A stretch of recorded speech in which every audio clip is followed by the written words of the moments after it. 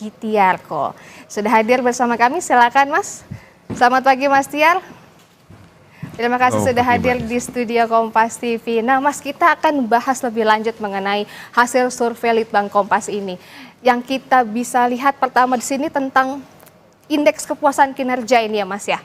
Ada 80,9% responden mengatakan puas. Nah ini Mas Tiar bisa menjelaskan mungkin proses perolehan hasil survei ini seperti apa?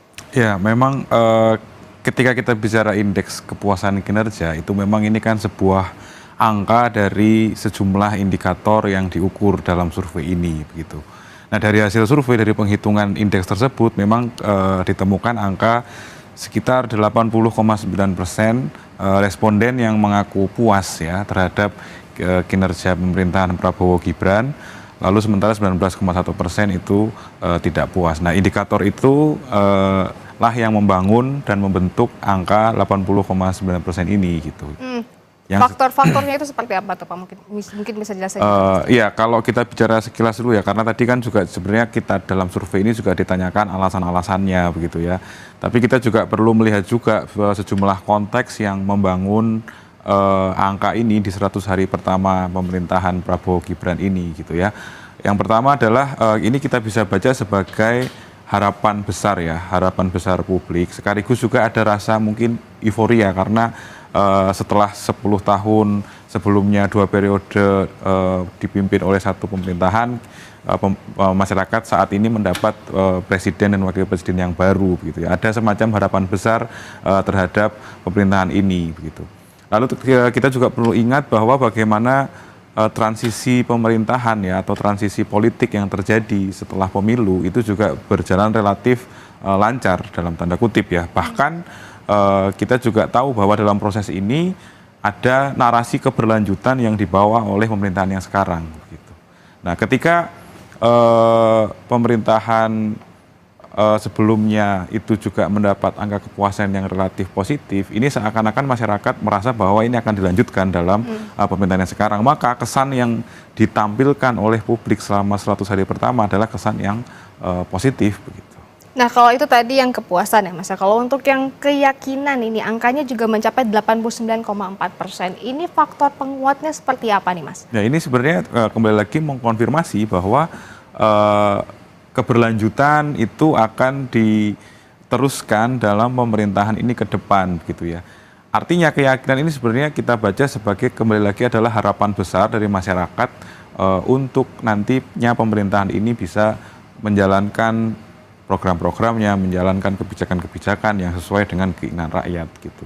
Artinya ini adalah sebuah modal sosial yang penting ya untuk pemerintahan baru ini sebenarnya gitu. Nah ini kan selama 100 hari masa bekerja Prabowo Gibran.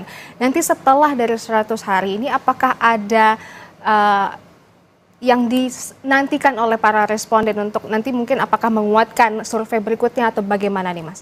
Ya, karena 100 hari mungkin bisa dibilang masyarakat itu masih jatuh pada persepsi-persepsi awal gitu ya terhadap pemerintahan ini. Nah, artinya harapan yang besar ini itu adalah sekaligus tantangan juga gitu ya.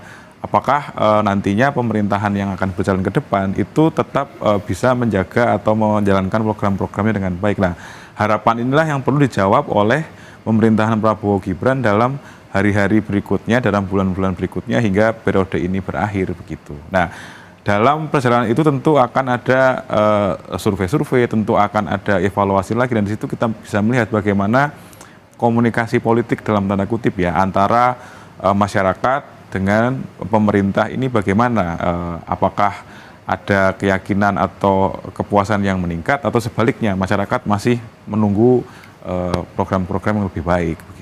Tapi kalau dari sisi kepemimpinan yang merakyat nih, Mas, apa sih yang dipandang oleh responden sehingga faktor ini mendapat kepuasan sebesar 80,9%? Baik. Sebenarnya kita bisa baca tidak hanya di survei ini ya. Kita kan melakukan survei yang cukup panjang dan tiap kali kita melakukan survei ketika masyarakat itu ditanya seperti apa sih pemimpin yang ideal, itu muncul dua jawaban yang kuat. Yang pertama dia adalah pemimpin yang merakyat. Yang kedua adalah pemimpin yang tegas dan berwibawa begitu ya. Nah, ketika kita bicara sosok pemimpin yang merakyat, itu tentu tidak hanya soal gestur-gestur politik, tapi juga tentu kebijakan-kebijakan yang diambil. Kebijakan-kebijakan yang diambil dekat dengan isu rakyat keseharian, terutama rakyat masyarakat kelas menengah bawah, itu membuat seorang pemimpin dipandang sebagai pemimpin yang merakyat, gitu ya. Okay. Apalagi kalau memang pemerintahan ini dipandang sebagai keberlanjutan dari pemerintahan sebelumnya kan. Karena di periode sebelumnya kan pemerintahan Jokowi itu juga dipandang sebagai sosok pemimpin yang merakyat, gitu.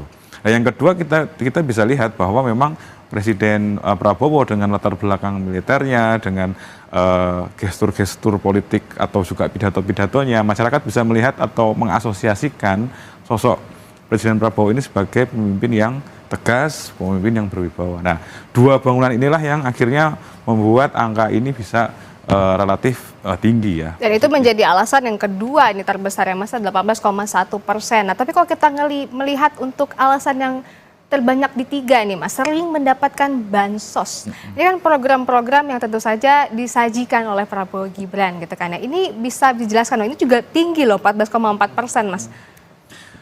Iya, kita harus juga ingat bahwa struktur masyarakat di Indonesia itu kan relatif lebih banyak masih di kelas menengah dan terutama menengah bawah gitu ya. Nah, bansos ini sebenarnya kan bukan program yang sebenarnya baru ya. Ini kan memang sudah berjalan sebelumnya dan nyatanya dalam sejak November misalnya ketika pemerintahan ini berjalan hingga hari-hari ini kita melihat memang ini masih digelontorkan begitu. Nah, kebijakan yang tadi kembali lagi ya, pemimpin yang dianggap merakyat adalah pemimpin yang juga bisa memberikan kebijakan yang langsung dirasakan. Nah, bansos itu kan memang menyasar masyarakat bawah begitu ya. Dan tren kita sebut misalnya secara hati-hati tren kebijakan yang populis ya, kebijakan yang mengutamakan rakyat gitu. Itu kan memang sudah berjalan dan ini tampaknya memang akan dilanjutkan di pemerintahan yang ini gitu. Dan karena ini keseharian dapat dirasakan masyarakat, maka masyarakat melihat ya ini memang jadi alasan kenapa mereka memberikan apresiasi. Gitu. Bukan karena program bansosnya semakin banyak gitu Mas? Bisa jadi seperti itu juga gitu ya, bahwa semakin banyak masyarakat yang terdampak, semakin masyarakat yang menerima. Walaupun kalau kita lihat di sisi yang sebaliknya sebenarnya masih ada catatan kan tadi soal bansos, karena di titik ini juga masyarakat sebenarnya juga merasa ada yang belum pas begitu. Nah, kalau untuk kita, tadi kan kita bahas alasan yang puas ya Mas ya, tapi kalau alasan-alasan yang tidak puas nih Mas Tiar, bansos sepertinya menjadi pedang bermata dua, ya kan? Dalam alasan puas, bansos menjadi faktor kepuasan, tapi ternyata juga menjadi alasan ketidakpuasan nih. Nomor 1 sebesar 29,2%. Ini bisa dijelaskan Mas, dari temuan ini apa yang bisa kita maknai dari sini? Ya, ini sebenarnya juga masih mengonfirmasi bagaimana isu yang cukup selalu muncul ya kalau kita bicara bantuan, kalau kita bicara bansos, isu tentang ketidakmerataan, isu tentang sasaran yang kurang pas itu kan masih menyertai begitu ya. Nah, ini kan alasan dari tadi ya, ada sekitar 19-20% masyarakat tidak puas dan alasan yang tertinggi adalah masih soal ini. Artinya memang perlu evaluasi apakah kalau ketika bansos ini dijalankan dan memang ini ditujukan untuk rakyat kecil, itu memang pendataannya lalu juga penyalurannya itu dilakukan secara tepat gitu ya, supaya masyarakat tidak melihat ini sebagai tadi pedang bermata dua. Di satu sisi memang ini diapresiasi, tapi di satu sisi masih ada problem di soal mekanisme penyalurannya seperti itu. Nah, kalau misalnya bansosnya banyak gitu kan ya tersalurkan juga, tapi kan ini juga yang nomor 2 ini Mas, alasan tidak puas yang terbanyak nomor 2 ini ekonomi belum stabil, sulit mendapatkan pekerjaan, lapangan kerja minim. Apakah responden ini menganggap bahwa bansos itu bukan sebagai jalan keluar gitu? Ya, kalau kita baca dari selanjutnya ya Mbak ya, soal ekonomi yang sulit, pekerjaan gitu ya, juga soal harga kebutuhan atau harga kebutuhan pokok yang mahal gitu ya. Kita bisa melihat ini sebenarnya mengkonfirmasi bahwa memang responden survei ini kan mencerminkan populasi gitu ya, dan masyarakat kembali lagi masyarakat kelas menengah bawah itu memang sehari-hari berkutat masih dalam problem yang ini gitu ya. Problem yang real sehari-hari itu adalah soal bagaimana mereka sulit mendapatkan pekerjaan, karena tidak ada pekerjaan sehingga juga daya belinya berkurang, sehingga kebutuhan pokok dan sembako itu memang mahal gitu. Nah, ini yang membuat masyarakat memang menantang juga ya atau men-challenge pemerintah supaya kebijakan yang oke kalau mau bicara soal populisme kebijakan dengan rakyat gitu ya, ya memang harus sampai menyentuh aspek-aspek yang ini juga begitu.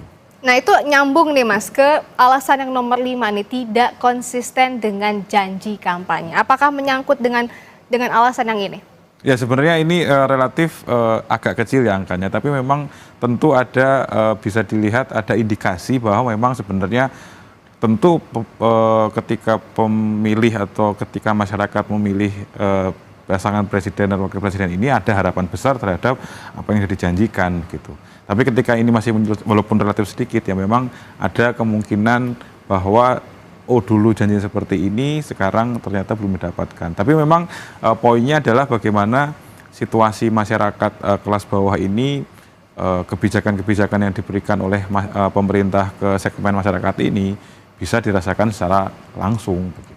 Baik, kalau kita lihat dari alasan-alasan tidak puas ini semua ya Mas, apakah ini tuh akan menjadi indikator bagi pemerintah Prabowo Gibran untuk menggenjot di mana sisi-sisi yang mereka kurang begitu Mas?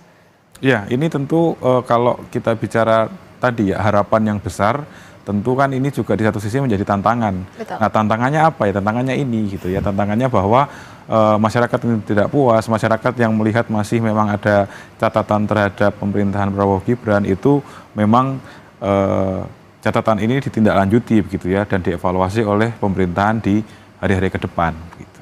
Nah, selain itu ada juga nih Mas faktor penanganan hukum. Di sini ada korupsi, kasus kepolisian.